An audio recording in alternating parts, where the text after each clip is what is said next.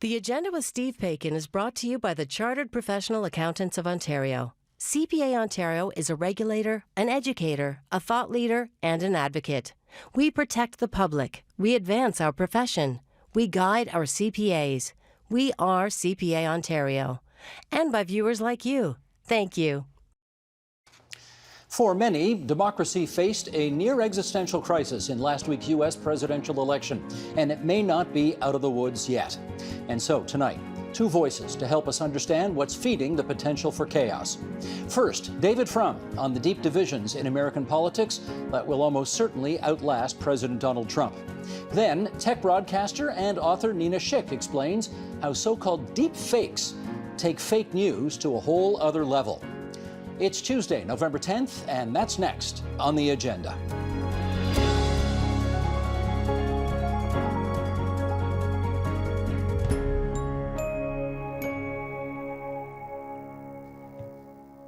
Nothing about Donald Trump's political career has hewed to the customary or the predictable. So why would the outcome of his run for re-election be any different? Whatever else the election revealed, it seems to include his intention to remain a force to be reckoned with for the political establishments of both major parties and the American public writ large. David Frum is a staff writer at The Atlantic and author most recently of Trumpocalypse, Restoring American Democracy, and he joins us now from the U.S. Capitol to help make some sense of it all. David, good to see you again. How are you? What a pleasure to talk. Well, I want to know first and foremost, when the networks called Pennsylvania for Biden, what was the first thing that went through your mind? Just a tremendous sense of relief. There had been so much anxiety heading toward this. I mean, it was a tremendous relief, but I had no illusions that everything was all over and that it was going to be easy, that there were going to be many bumps on the way to the transition. I joined a working group that had tried at some point to plan for what some of those bumps might be, and those bumps are very much in my mind even now. Well, I'll take you back to election night when the outcome was not all that apparent, and you tweeted, "You have no idea how badly I hoped I would never have to write, think, or talk about Donald Trump after tonight." When you tweeted that out, did you get the sense that 2016 was about to repeat itself? No, but that the result was not going to be as crushing as I'd hoped. I mean, it was pretty clear on election night that we were heading toward a Biden victory of some magnitude. That you could just see from sort of the micro indications that was on the way. But what was also clear on election night was that Donald Trump had done a very good job of mobilizing a Republican countervote. And this is sort of what had happened in 2018, that you had this competitive mobilization and the Democrats did better, but the Republicans did really well in turning out their vote.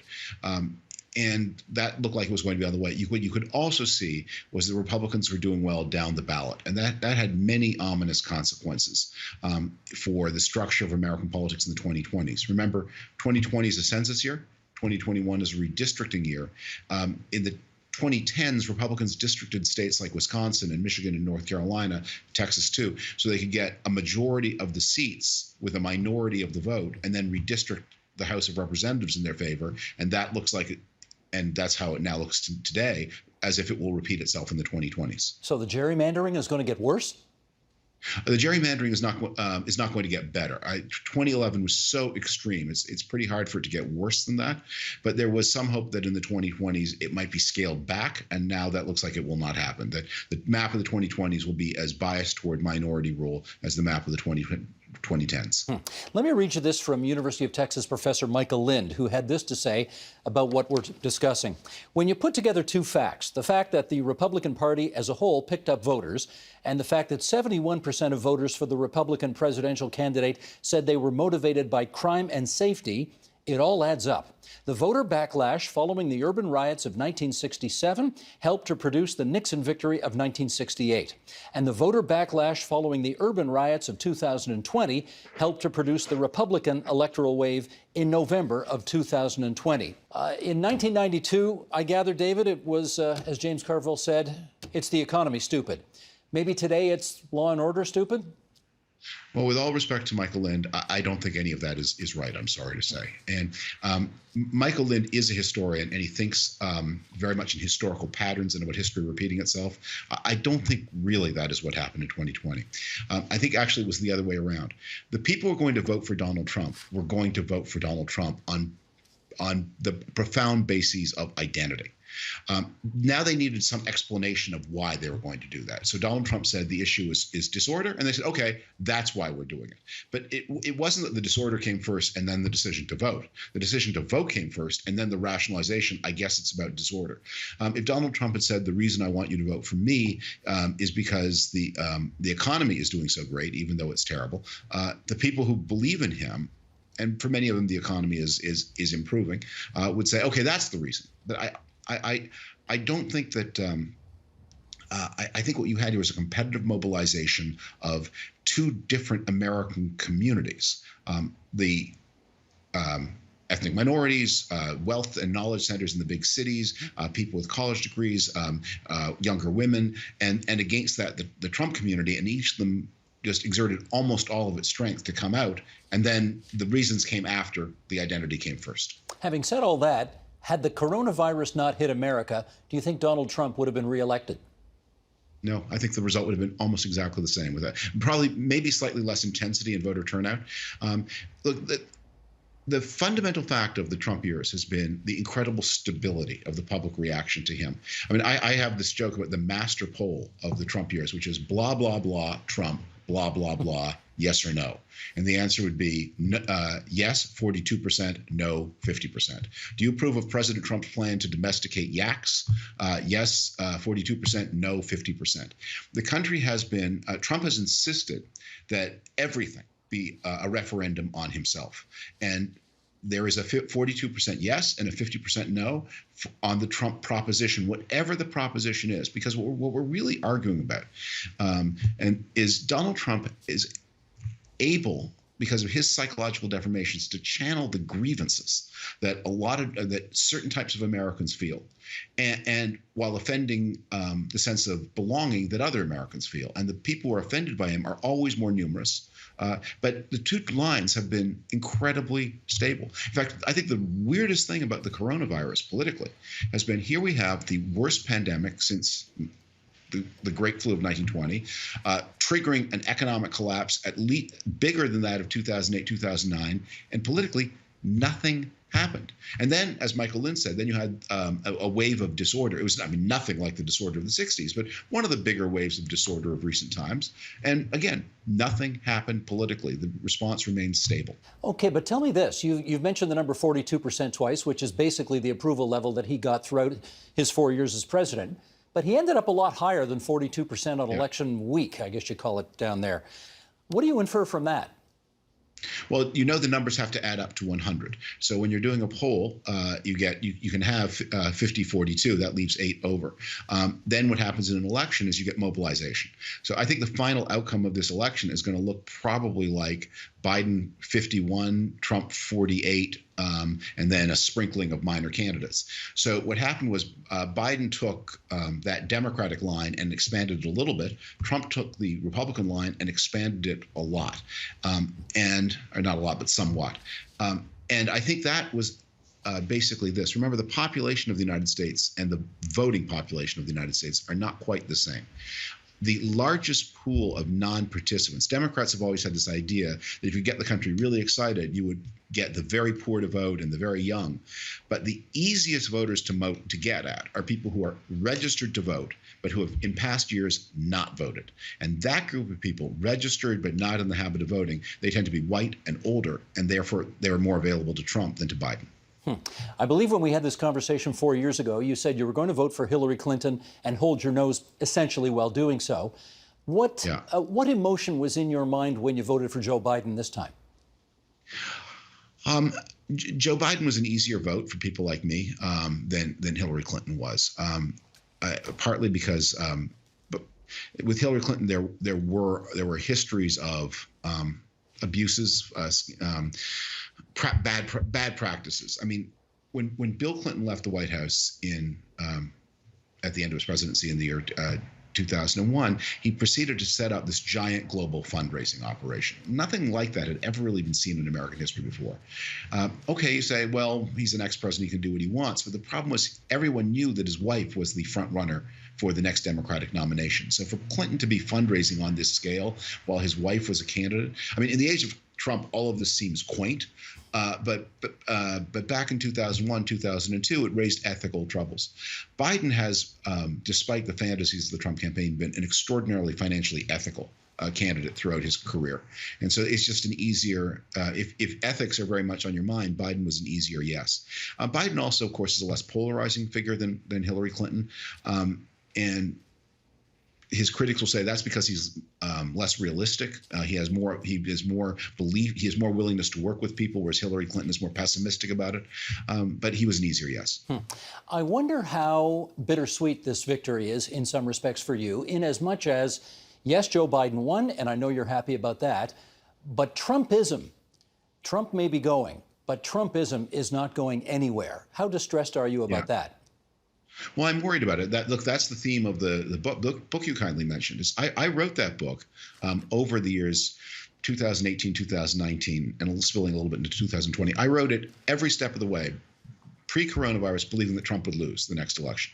I've always believed that he would, or I would say that more votes would be cast against him than cast in favor. The questions in my mind were, first, would the American political system, which is increasingly unrepresentative, would it reflect where the voters were? I mean, it was possible to imagine Trump eking out an electoral college win despite defeat in the popular vote. I wrote about that in an article for Maclean's just before the vote.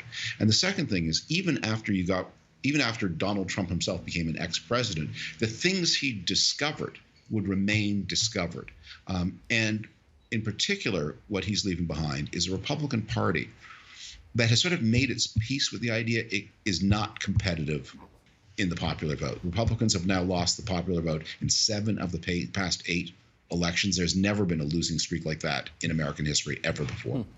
George W. Bush, second term, being the only one, right? Exactly. You're exactly right. But yet they have held power both at the presidency and even more at the congressional level and even more at the state level, despite losing popular votes. And that what you've seen is a situation, and that's a little bit like what happened in the White South after Reconstruction, the late 19th and early 20th century, where a party just decides, you know what, we are going to circumvent the democratic process and use complex rules to make sure that we can convert minorities of the vote into majorities of power. And that is something I worry about so very much for the American future, and that's a worry that is very much with us. But those nearly 71 million people who voted for Donald Trump clearly will be looking over the next 4 years for a champion. And it's hard to imagine that a so-called conventional Republican politician can be that champion. So what makes you think Donald Trump's going anywhere? Right. Well, look, this has been one of my big themes over the past decade, which is that conventional Republicanism exhausted itself. And so when Donald Trump first appeared in 2015, I described myself in those days as kind of Trump curious. Not that I ever thought he was anything but a flim-flam man and a criminal, but I thought, okay, here's what's going to happen. This is what my 2015 self in the summer 2015. Donald Trump's going to come out and he's going to shake up the race and damage Jeb Bush by talking about the social costs of immigration, about this terrible opioid epidemic that was raging but was getting very little attention in elite America in that year, by talking about the displacement of former industrial workers. And he's going to rise in the polls and catch a lot of attention. And at that point, some responsible Republican actor is going to say, wow, he's making some inroads here. What I need to do is steal his message and attach it then to someone who's obviously not a criminal and a weirdo and a reality TV show host. That never happened. That the rest of the Republican field remained committed to the politics of the past. Donald Trump proved able to connect emotionally to Republican voters. So there are things that he talked about in 2016 that remain true. It remains true that very high levels of immigration stress society. It remains true that the former industrial workers and the children of former industrial workers are having trouble adjusting to the modern world, and many of them are sinking into drug addiction and chronic disability and chronic unemployment or non-employment. Those are all real problems. Donald Trump never did anything about that. But you're right. I mean, we're not going back to the Republicanism of the 1980s. the choice for Republicans is between a future politics that looks like the politics of the White South in the early 20th century. You just say, we win by preventing others from voting, or whether it tries to do what Eisenhower, Nixon, and Reagan each did in their way, which is to find a new way to be a majority party, slightly right of center, based on the middle class, not based on a few plutocrats.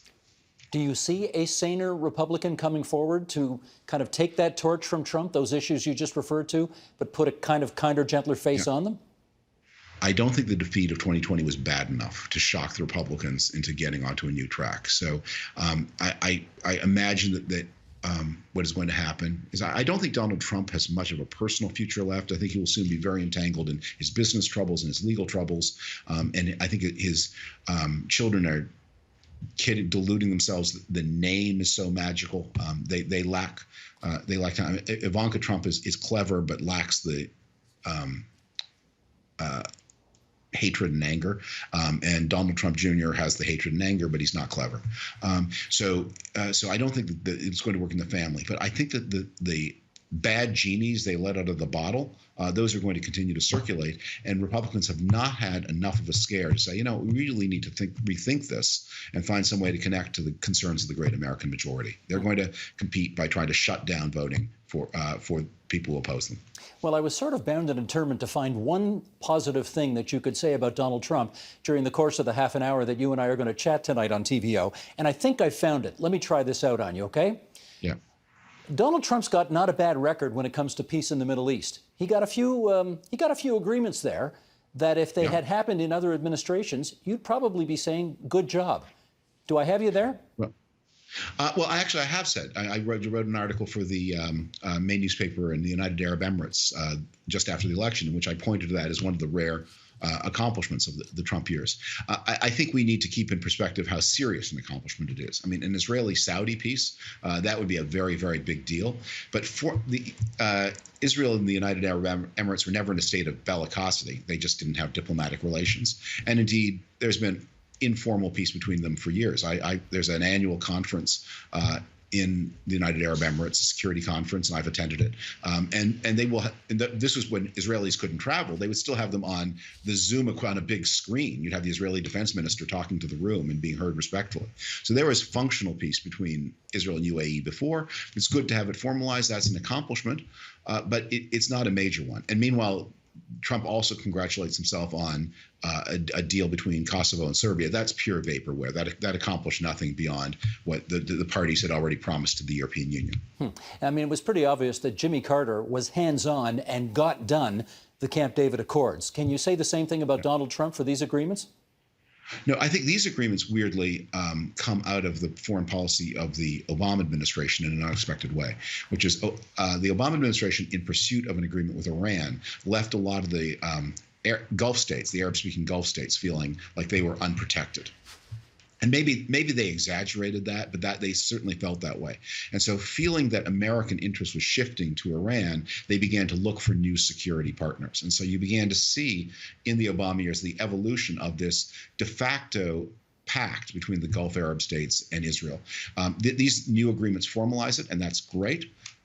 But it is a result of those countries' independent reaction to what they perceived or misperceived about the Obama administration. Okay. David, let's pivot a bit here and talk now about the Democratic Party.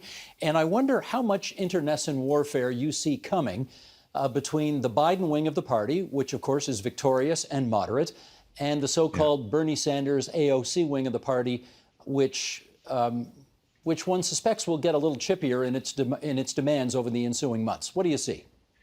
Well, what I see, the greatest resource that progressive wing has is the need of cable television for conflict. It's the main story of the Biden administration is going to be pretty responsible people going to work every day, dealing with very, very difficult problems and succeeding some of the time and failing other times.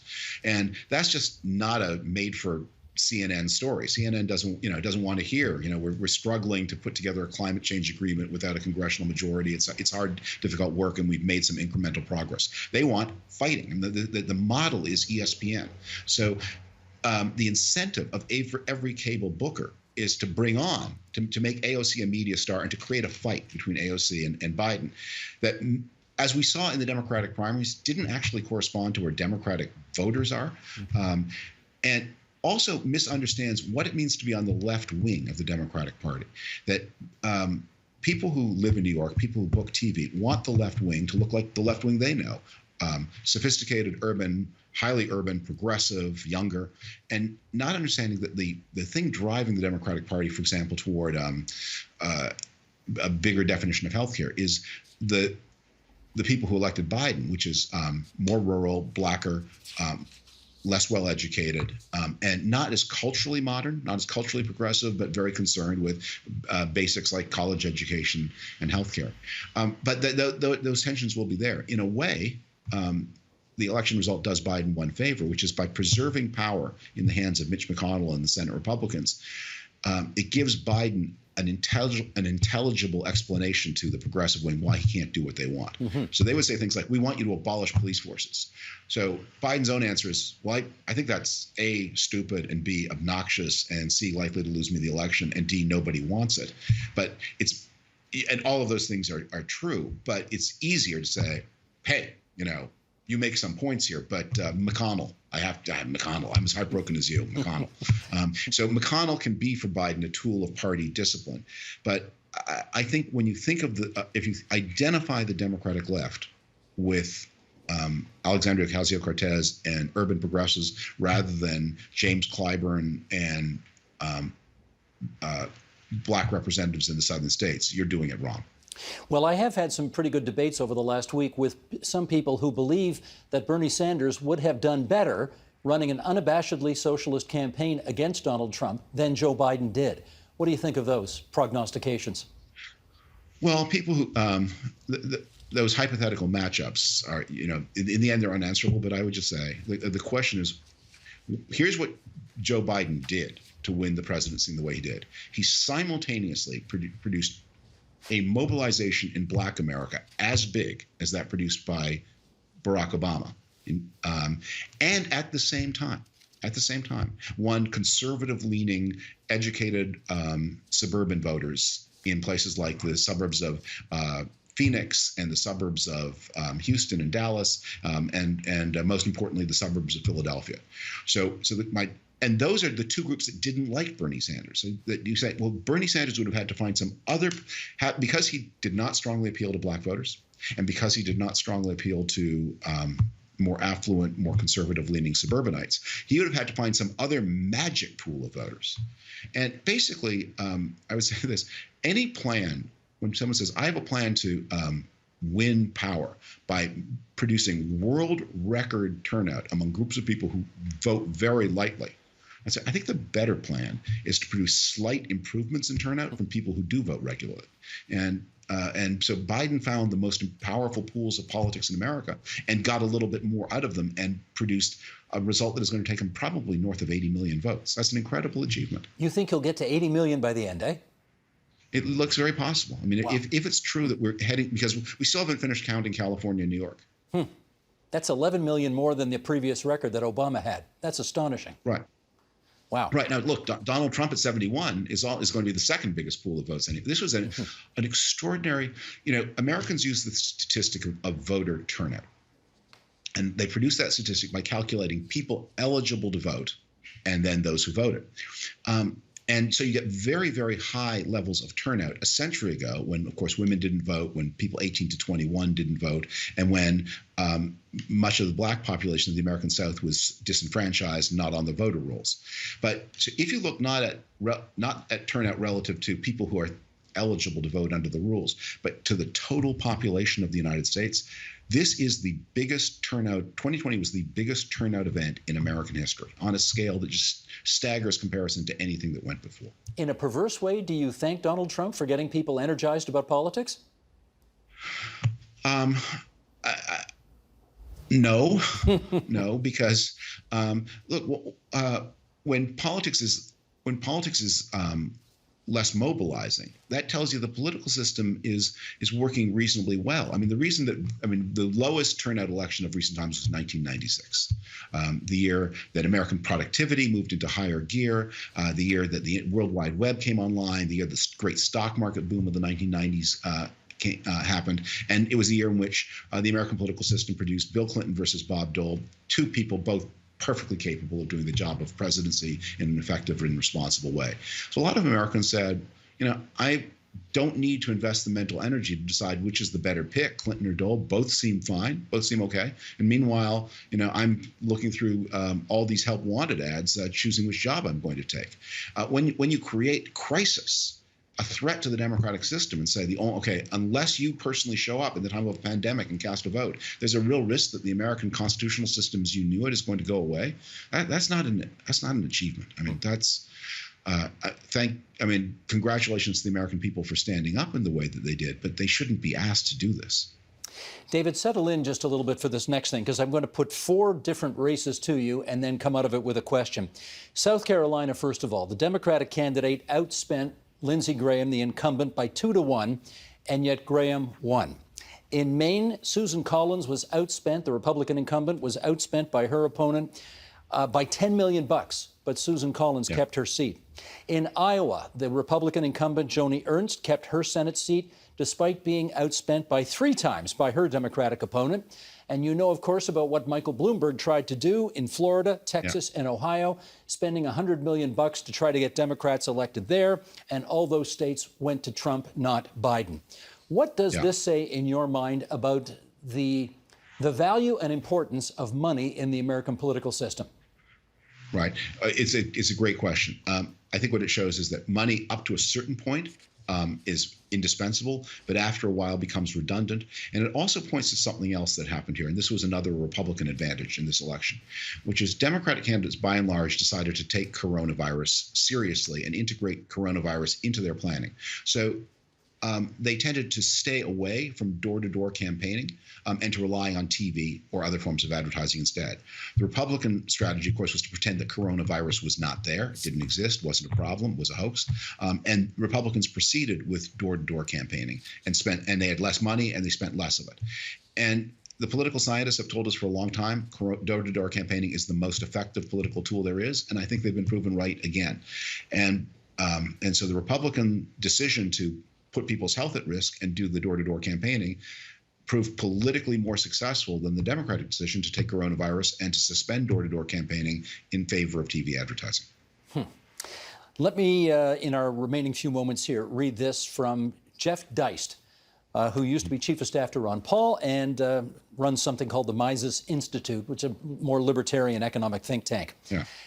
He writes, regardless of how the election turns out, it's obvious America is not much of a country anymore, much less a nation. The sooner we accept this, the sooner we can get to work asserting the principles of federalism, subsidiarity, nullification, and even secession. None of the current frictions will get better over time, but they can get much worse. And our most important task must be to avoid any movement toward outright civil war. David, what's your take on that? I have to say that seems to me pretty out there. Look, the dividing lines in American society are not state borders, not red states, but blue states, but between the knowledge centers, the places that are adjusting to the world economy, and the hinterlands that are having trouble.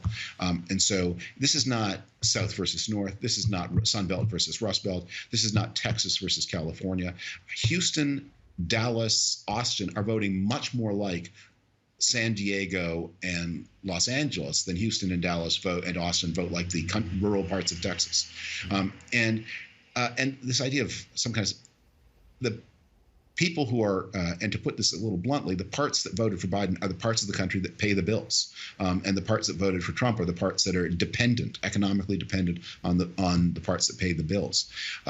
And the idea, I mean, this kind of denigration of the United States has a serious situation in the world that does reflect real change, which is when I worked in the Bush administration 20 years ago, the American economy was 8 times the size of the Chinese economy.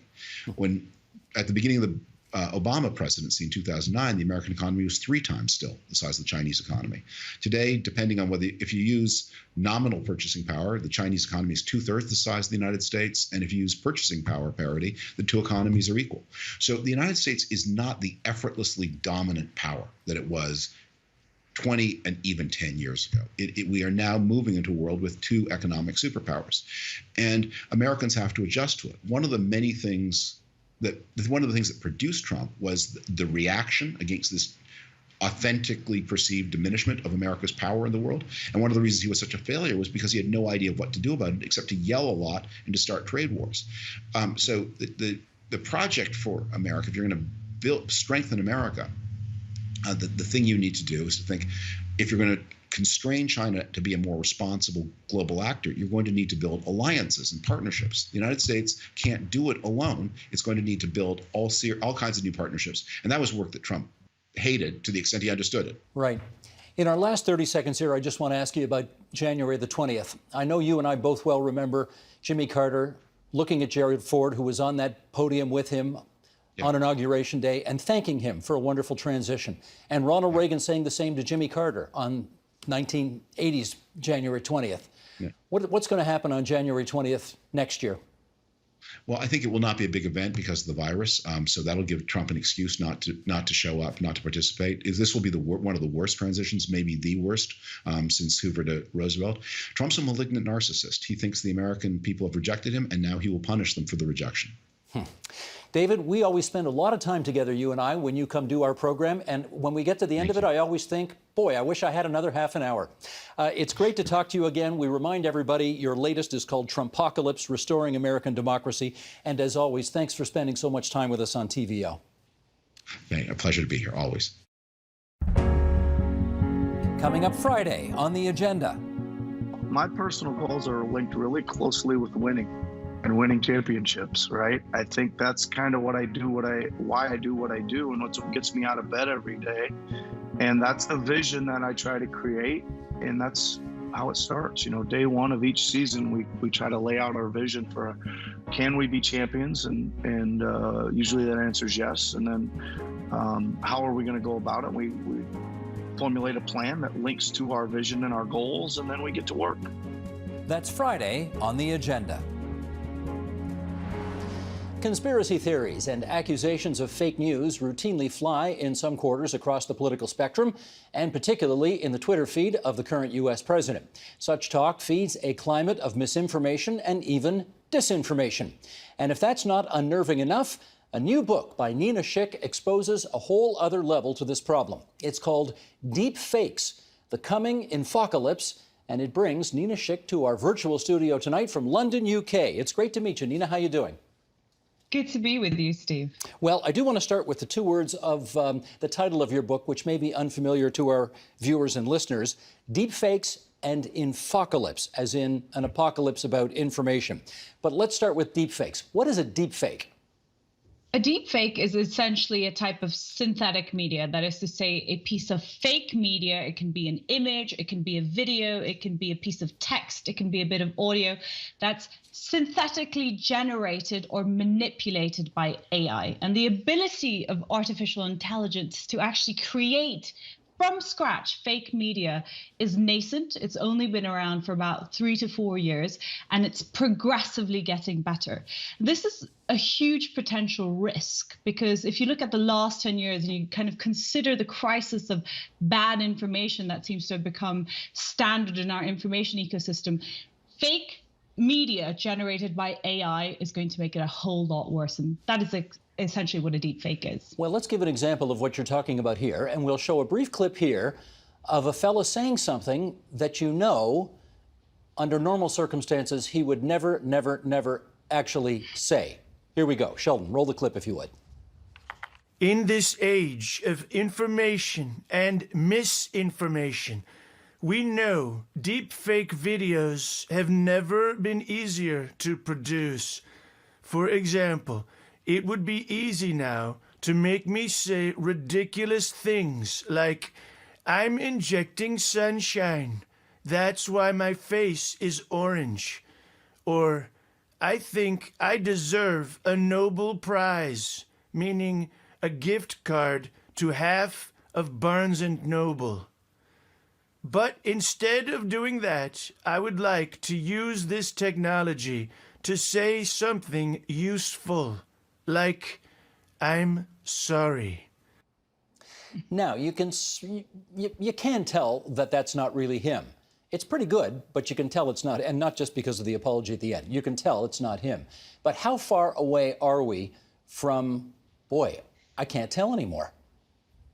Well, in some cases of synthetic media, we're already there. For example, images that have been generated by AI. For any viewer who wants to get an idea of how sophisticated and how good it is, you can go to thispersondoesnotexist.com. Every time you refresh the page, you'll get a new face of a human who does not exist that's simply been generated by AI. And for the other more complicated media that AI will generate, such as video, we're already getting there. It's getting so good, so quick. So it's inevitable that we're going to end up within the next few months, within the next few years, at a stage where, to the human eye, any synthetic media, anything that's generated by AI is going to be indistinguishable from the authentic piece of media. So that's an inevitability. Even if we're not quite there yet, it's happening and it's coming fast. The implications are incredible, and we'll talk about those in a second, but I don't want to get away from the title of your book just yet. Infocalypse, that's the second word that I don't think I've ever seen that word before. You want to give us your best definition of it?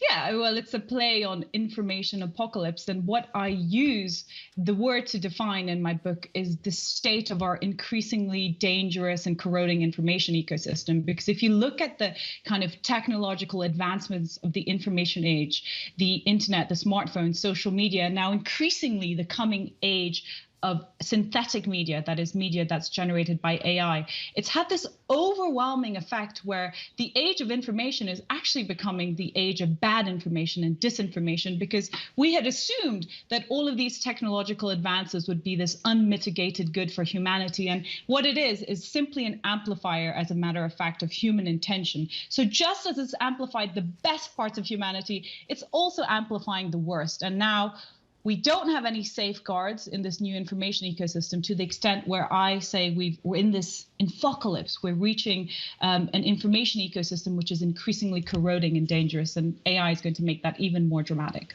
Well, when you talk about amplifying the worst, how do we want to say this here? It's actually not politics, it's pornography, that the deepfakes are, really incredibly disturbing. Why is it that porn has become kind of the thing when it comes to deepfakes? Well, porn is pioneering, just as when the internet was first created and people thought, oh, nobody's going to use that strange thing. That's just for weird geeks sitting in front of their computer screens. The internet became a place for porn. And it's just the same with deepfakes. As soon as it turned out that people could use AI to generate fake media, the first use case was in non-consensual pornography. And that's actually where the name deepfake comes from, because the first kind of deepfakes that really hit the public imagination 3.5 years ago were in the form of non-consensual porn on Reddit, and the guy who posted them was somebody called Deepfakes. And he made these fake porn films of celebrities, but it's now become a problem where it's got its own internet ecosystem. And it's not only female celebrities who are targeted. Normal women are targeted too, because the AI can be trained to generate fake pornography of you based on just a few digital images that can be taken from your social media, for example. And now we're also starting to see very disturbing deepfake porn of minors. But I don't see these two things as mutually exclusive. Although pornography leads the way, it is inevitable that deepfakes will also be used in politics and in fraud and all kinds of other avenues where they can be used as disinformation against individuals in a way that hasn't been possible before. And we seem to be, as a species, hardwired to believe what we see on a video.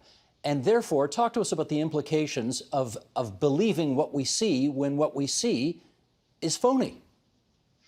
Well, it's something that psychologists call processing fluency. So when we see visual information that looks right, that looks real, we're hardwired to want to believe it.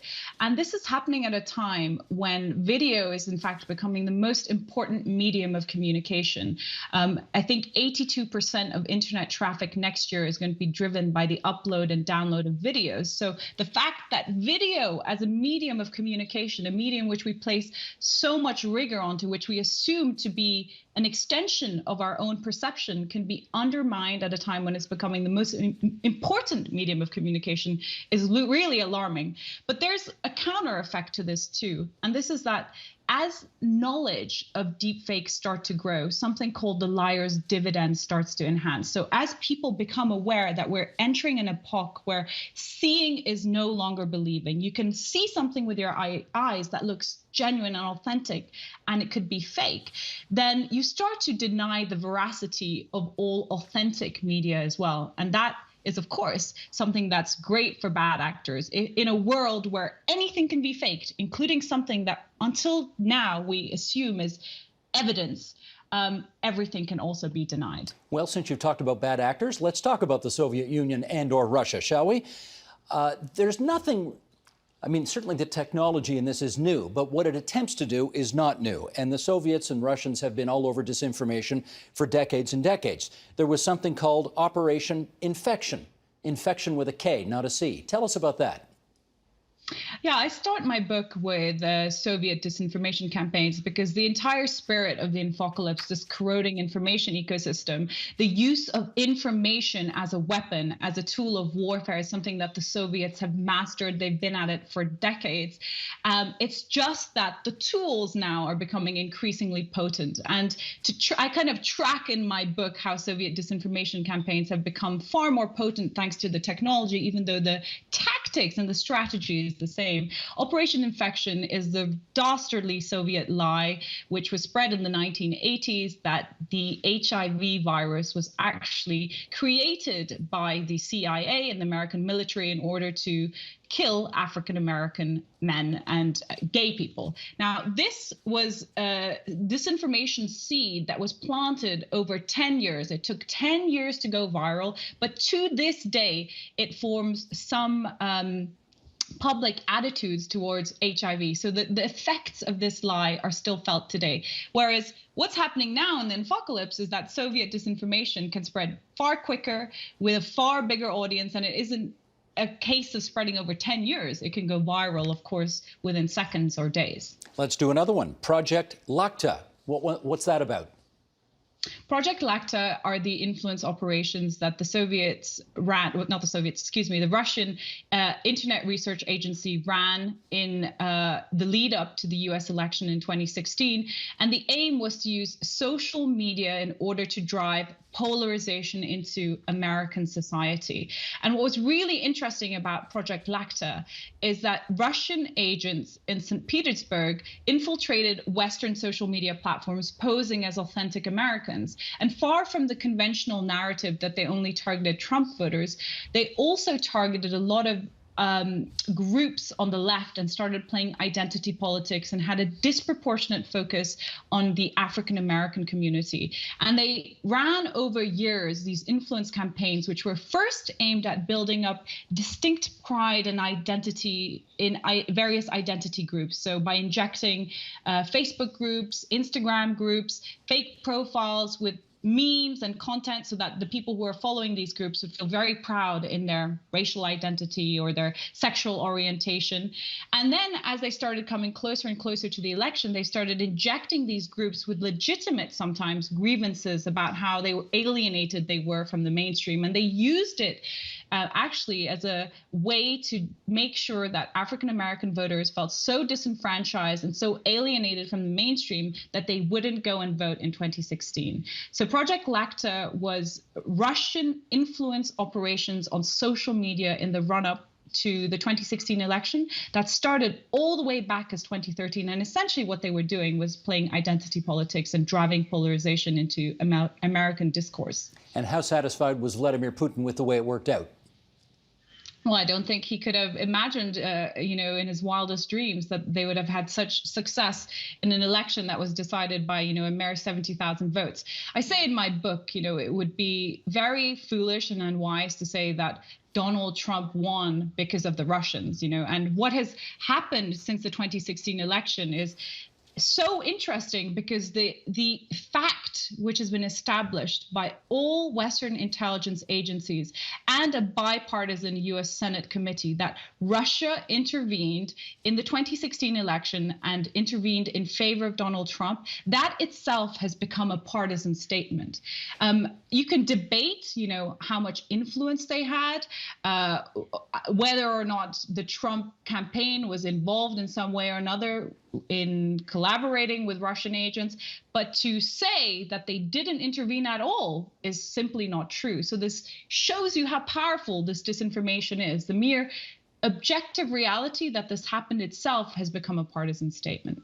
Well, of course, Trump has been saying that for 4+ years. And in fact, you described the presumably outgoing American president as the embodiment of infocalypse. What does that mean? Absolutely, because Trump, I think, is not the cause, but rather it's how he uses information as a weapon is the very embodiment of this chaotic and crazy information ecosystem. And you can't talk about disinformation or information warfare that's waged against the West by foreign actors like Russia and increasingly other state actors like Iran and China without looking at the disinformation threat that's emanating from within Western society itself. And there is no doubt that one of the most prolific purveyors of disinformation, not only in the Western world, but in the world period, is Donald Trump, who ironically also happens to be the leader of the free world. You've actually had this quantified in studies. I think it was a University of Stanford study earlier this year where they found that the single biggest purveyor relating to COVID misinformation, both in terms of his reach and impact, was Donald Trump. And you see it right now as well, because this narrative of a rigged election, that somehow there's been widespread orchestrated voter fraud in the US election, is simply untrue. It's baseless. And yet this is something that Donald Trump and his associates have been seeding in the public narrative now for months. It's been starting in April. And this strategy, this disinformation campaign essentially started as soon as they realized that COVID would lead to more mail-in ballots, and that might actually give the Dems an advantage. And he's been continuing ever since the votes have come in and it's clear that Biden is the winner. This is the most destructive disinformation campaign of this election. The data now suggests that there is a huge partisan divide when it comes to who actually believes this election was run fairly. Before the election happened, 68% of Republicans said they trusted that this would be a fair election. Now that number stands at 34%. So it's incredibly destructive to trust in the democratic process. Having said that, he's tried really hard to make the case, but he's only had the assistance, I think, of a couple of, particularly egregious primetime hosts on Fox News. Even Fox, owned by Rupert Murdoch, and the New York Post, owned by Rupert Murdoch, have basically said it's over. The news division of Fox has said it's over. There's no evidence for what you're talking about. So I wonder whether you think these efforts have hit a wall.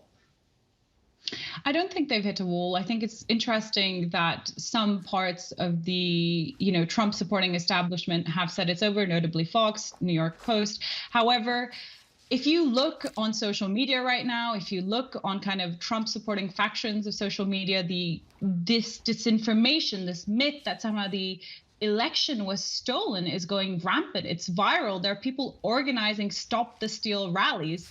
I already mentioned the data amongst Republican voters where they say that their trust that this election was freely and fairly has basically halved over the course of 10 days.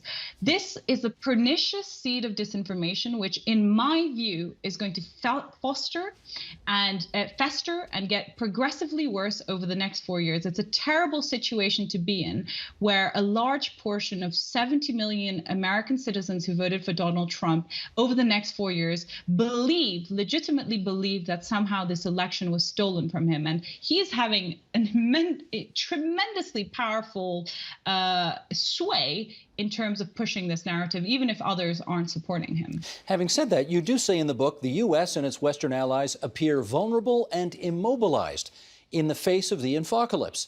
And given that you've described it very well, we know it exists, we understand that it's happening, why do we seem to be so immobilized in the face of all this? Well, I think there's several things going on. Number one, I would say that this is a complete paradigm change in the way that we understand information and the way that our societies are dealing with information in the age of information. There is still this belief that somehow the age of information would be this unmitigated good for humanity. And only now, after we build the cool technology, are we starting to see that there are adverse effects as well. Every time we've had huge technological developments in the way that we communicate, it's taken some time for society to catch up. So when we invented the printing press, there were 400 years between the invention of the printing press and modern photography. And the printing press, led to the European Reformation, changed the course of history. Over the past 30 years, we've had the internet, social media, smartphones, now AI generated synthetic media, and it's just too much for society to cope with. So the starting point, I think, is putting this conceptual framework, connecting the dots around the fact that AI generated fake porn, Russian disinformation, false claims about stolen elections. They're all interconnected within this corroding information ecosystem, which I call the infocalypse. The second thing I'd say about political action, and you see it very, very vividly in terms of what's playing out right now in the United States, is that if there are political actors who have a vested interest in the infocalypse, that is the corrosion of reality, the corrosion of objective truth, then of course it's much harder to take action against it, because simply saying that this is disinformation, and undoubtedly that is a fact vis-a-vis what Trump is claiming about the election right now, is seen as a partisan statement. And that's the problem when it comes to the infocalypse and taking political action on it. All right. In which case, if there is a segment of, let's stick with the U.S. situation. If there's a segment of the population that just is not open to your arguments about this because they are so deeply invested in the president and so on and so forth, let's talk about everybody else. What can they do to ensure that they are not the victims of this fraud going forward? Well, I think the first thing to do is to put this conceptual wrapper around the corroding information ecosystem. And once you have that conceptual framework in place, it's much easier to understand what's going on and how everything fits in. And rather than getting tied up in the currents, the polarizing currents of the infocalypse itself, I think we need to focus on fixing the architecture of the information ecosystem. And this can broadly be done under two categories of solutions. So the first are the kind of technical solutions. So as AI generated fakes become ubiquitous and become better and better, so they cannot be distinguished by the human eye, we're going to have to develop the software, AI generated software, to detect the fakes. We're going to have to do it because there's going to be too many fakes. We're not going to be able to see them. Secondly, we're going to have to inbuild provenance architecture into our information ecosystem as well. So that's writing into the hardwire of our devices the technology that will prove that a piece of media is authentic from its inception. This will be very useful for people like us, journalists, human rights activists, to show that this video is authentic, this photo is authentic, this interview is authentic, because it's always watermarked as such. Those are kind of broadly the technical solutions. But then you have a whole plethora of societal solutions as well. You have to talk about digital literacy, updating our regulatory and policy frameworks, understanding what a society as a whole needs to do in order to become more resilient in the face of these information threats. And I think that's really where a lot of the discussion needs to be focused right now, in terms of what do we need to do? Where are the boundaries between free speech and censorship, and all of these debates that are so polarizing at this moment? Nina, let me set up the next question by reading something that Jordan Peterson said, the University of Toronto professor, whom we know very well over here, and I guess you guys know him now over there as well. He wrote, "Wake up. The sanctity of your voice and your image is at serious risk. It's hard to imagine a more serious challenge to the sense of shared, reliable reality that keeps us linked together in relative peace. The deepfake artists need to be stopped using whatever legal means are necessary, and as soon as possible." Do you think legislation can solve this problem?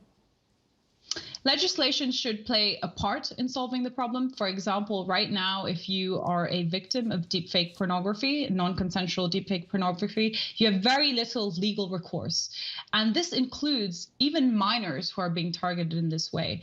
Interestingly, Dr. Peterson was targeted by a deepfake because essentially a machine learning model was created of his voice. So anybody could go to a website called notjordanpeterson.com, type in some text and make it his voice say things that he had never done. And the reason I bring this up is because I really want your viewers to understand that the really scary thing about deep fakes is that they can be taught to hijack your biometrics, to take a clip of your voice, to take a few photos of you from social media, and then recreate you either in audio format, video format, or image format, doing insane things that you never did. So this is not only disinformation in the sense that we might think of it in the political sphere. This is a tool that is going to be accessible to anyone, because the technology will basically be wrapped up in things like smartphone apps, where anybody anonymously can hijack your biometrics to make you say and do things. So it's not only going to be used in politics or fake pornography, but also in fraud. And that indeed is what we're already starting to see with deepfakes as an emerging use case, this technology being used in fraud in deeply individual and personal ways. And just finally, do you think enough people are seized of this issue to want to do something about it? I think that the groundswell is gathering. There are lots of initiatives, groups, and people starting to mobilize in terms of mitigating against the risks of not only deepfakes but disinformation. But I will say that the most successful approach can only come by taking a networked approach to this problem. So legislators alone can't solve it. The tech platforms alone can't solve it. You have to take a networked approach, both in terms of engaging civil society, policymakers, and the tech platforms to try and deal with this huge problem, which is actually the corroding information ecosystem. Well, I have to tell you, I'd never heard of the word deepfake until I read your book. So I learned a heck of a lot. Nina Schick, Deepfakes, The Coming Infocalypse. Thank you for writing the book, and it was great of you to join us on TVO tonight. Thank you. And that is the agenda for Tuesday, November 10th, 2020.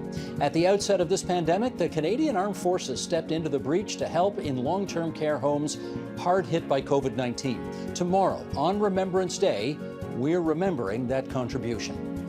I'm Steve Paikin. Thanks for watching TVO, for joining us online at tvo.org, and we'll see you again tomorrow. The Agenda with Steve Paikin is brought to you by the Chartered Professional Accountants of Ontario. CPA Ontario is a regulator, an educator, a thought leader, and an advocate. We protect the public. We advance our profession. We guide our CPAs.